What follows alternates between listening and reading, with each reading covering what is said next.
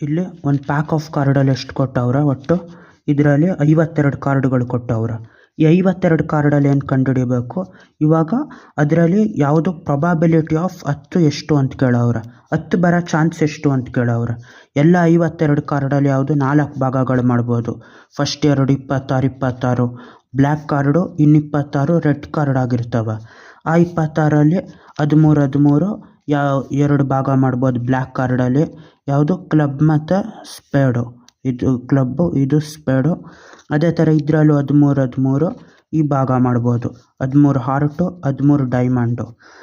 ಇಷ್ಟಾದಮೇಲೆ number 10 ಎಷ್ಟು ಬರೋ chance ಅಂತಿರ್ತದೆ. 13 ಕಾರ್ಡಲ್ಲಿ ಎಲ್ಲದರಲ್ಲೂ ಒಂದೊಂದು 10 ಇರ್ತದೆ. ಕ್ಲಬ್ಬಲ್ಲಿ ಒಂದು 10, ಇದರಲ್ಲಿ ಒಂದು 10, ಇದರಲ್ಲಿ ಒಟ್ಟು 4 10 ಬರೋ ಚಾನ್ಸ್ ಇರ್ತದೆ. ಹಂಗಾಗಿ ಇದನ್ನು ಪ್ರೊಬಾಬಿಲಿಟಿ ಆಫ್ 10 ಅಂದರೆ number of 10 by total number of card, total number of chances. 10 ಕಾರ್ಡಲ್ಲೂ 10 ಬರೋದು ಎಲ್ಲದರಲ್ಲೂ ಒಂದೊಂದು ಚಾನ್ಸ್ ಇರೋದ್ರಿಂದ 4 ಕಾರ್ಡ್ ಆಯ್ತದ. Total 52 card.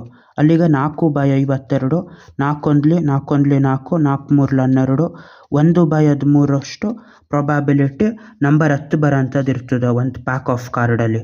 ಬಾಯ್.